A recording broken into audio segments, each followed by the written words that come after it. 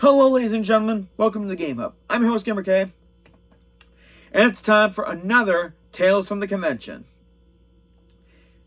And this one kind of hits close to home, my own hometown of Windsor, Ontario. And this is a really obscure one because I was kind of amazed about how much this actor was in and how much I loved. I knew his work, but I didn't know it that much until I met him. Because as you can tell by the item in front of me,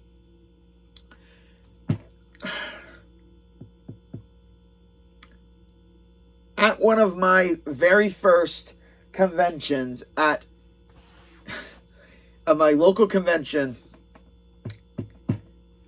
I got to meet the man who is of Welsh descent, who grew up in the United Kingdom, and has been in so many Canadian shows and some other shows that I really enjoy once in a while.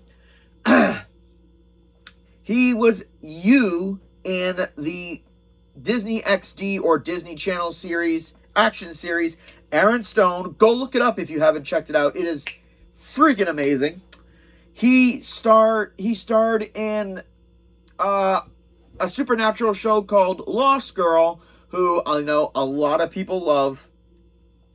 He was in the Degrassi Goes Hollywood movie.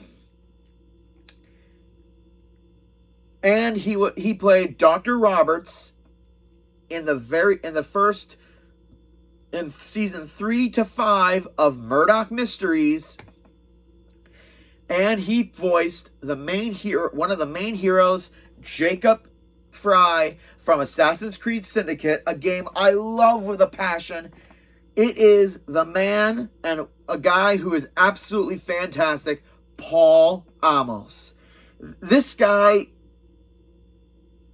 was friggin' amazing. Like, meeting him was one of the, when I meet a celebrity, and he is definitely a fantastic one, I want every experience to be kind of unique. I want to praise them. I want to kind of chat with them. And since there was no one behind me, which is stupid, I got to chat with him for a good while. This was when I took my now ex-girlfriend to her very first convention. I knew he was going to be there. I knew he was Jacob Fry. So I had to get the game signed. And talking to him, I talked to him for over not 10 minutes, not a whole lot, but I talked to him for a good while. And it was fantastic. I got a lot of information from him. I talked to him a lot about how awesome I thought he was. But first, let's get into the item. Here we go. Costa. Nope. Who cares? Costa, welcome to the family. And not only that, this item is very special to me for two reasons. One, it's one of my favorite Assassin's Creed games, and he's one of my favorite heroes, so there's that. But also, his daughter, who was a little kid at the time, for every item he autographed at the convention, his daughter, Eloise, would do these cute marker drawings on sticky notes. And they would put it on the item. It's a sticky note. And I thought that was one of the cutest things ever. And that was all the way back in 2016. Yeah, 2016, I think. And I have kept this for all those years because I'm a sentimental guy. I collect mementos from all the great things I do, from movie tickets to concert tickets to mementos from when I go out with my friends, so I can have good memories about everything. So, Mr. Amos and Eloise, if you guys are out there, if you guys somehow see this video, meeting you guys was an absolute pleasure, an absolute thrill. And I somewhat talked to her a little bit. I asked her if she liked doing the drawings and giving them to people with her dad's autograph. And she kind of went like, yeah, I like it. And she was a little shy about it. I mean, she was a little kid and everything. So I found that absolutely adorable. So, yeah, this is a treasured item of mine. And I love all of my autographed items. But this one in particular, mostly because it was in my hometown and he's just a legend to me. Now, he dropped a big thing about Murdoch Mysteries. The ending of Dr. Roberts. For those of you who haven't caught up with Murdoch Mysteries since season 5, get on it because you need to. Dr. Roberts was a reoccurring character, and he was one of my favorites every time he was on because I love the psychological characters. I absolutely love them. And being a psychiatrist, that kind of adds to the character a little bit more. And every time he was on, again, I loved it. So, at the end of season 5, the network that had Murdoch at the time decided to cancel the show. And the cast knew they were going to cancel it. They knew Murdoch was ending at season 5.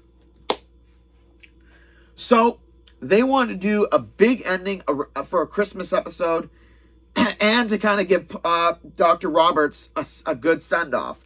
So, they made him a burglar Santa Claus where someone would say that there was a time machine where he knew what was going to happen. And people started paying to use this time machine. And Murdoch saw himself in the future with a son with Julia. So he believed the time machine worked. But then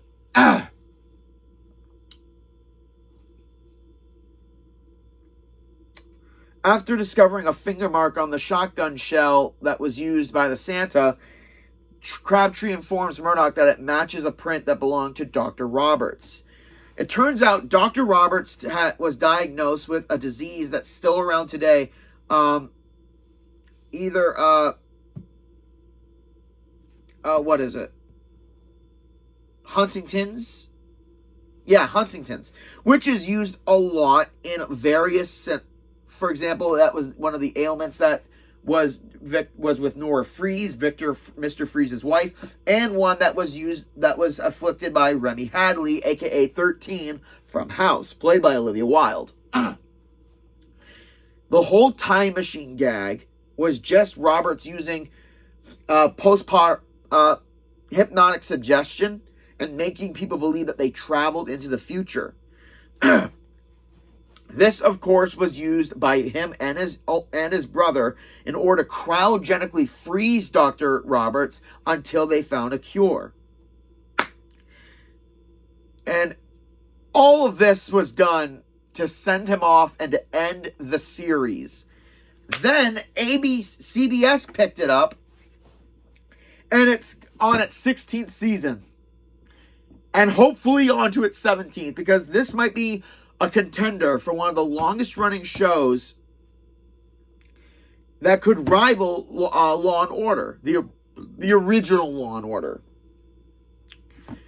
And god damn it, if they don't get a season 17, I'll be mad. So I'm going to be honest, I kind of asked Paul that, like, he told me all this, that the show was supposed to end at season 5, and I was shocked because I didn't know that.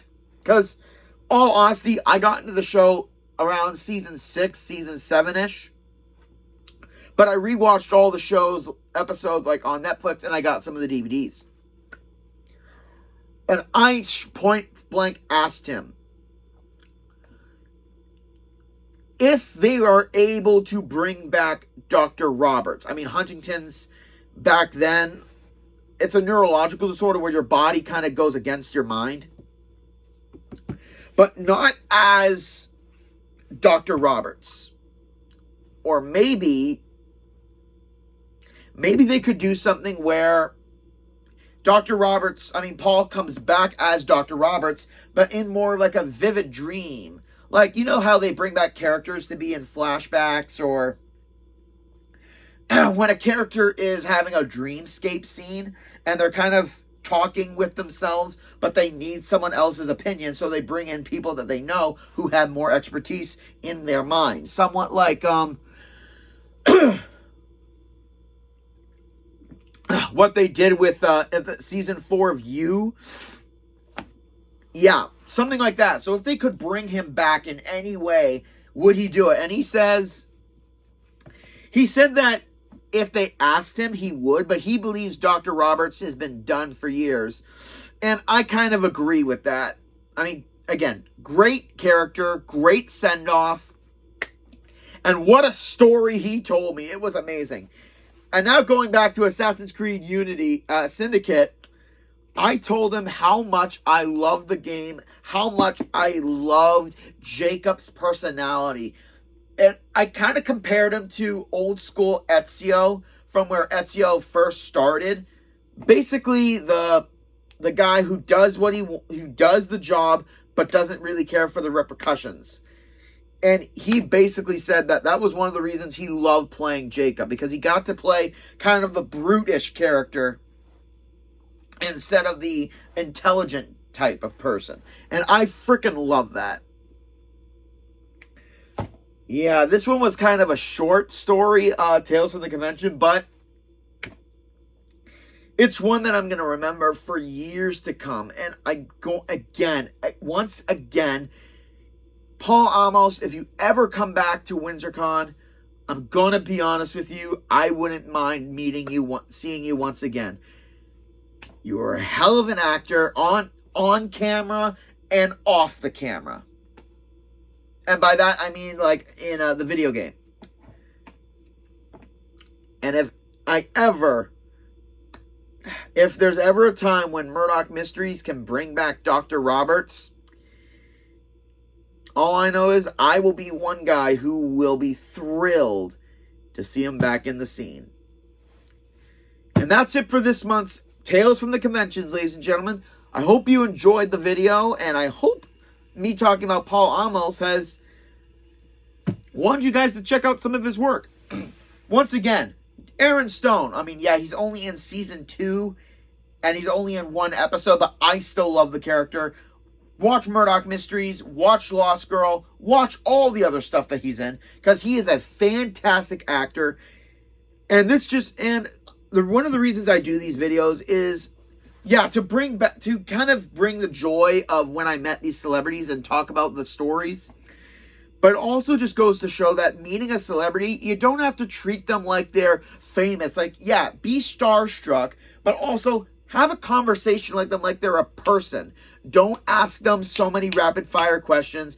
Don't ask them so much stuff like that. Talk to them like you're chatting with a buddy at a local bar or a restaurant. Just talk to them like a regular person, and good tales and good things will come from that. And again, this was an absolute thrill and an absolute pleasure to meet him and to get a cute drawing from his daughter. That, again, is one of my highest moments of meeting a celebrity for 3 reasons. One, he was amazing and she was adorable as hell. It happened in my own town, which made it all the better. And plus, I've known him for a good majority of stuff, but I didn't realize it until I met the dude. I feel like, thank God that didn't land on my foot. I feel like an absolute idiot half the time. Okay, you don't need to insult me near the end of the video. One of these days I'm going to get this digital voice. I swear. And that's, well, like I said, that's it for this month's Tales from the Convention, ladies and gentlemen. I hope you all enjoyed it. Like, comment, subscribe down below. And I won't be doing another one until May. And, should I go with someone I met here? Should I go with someone I met at Fan Expo? You know what? I think next time I'm going to be doing a Tales from the Convention from one of my a good friend of mine who is a local talent And that's all I gotta say about that. This is Gamer K, and this has been Tales from the Conventions. I'm logging out.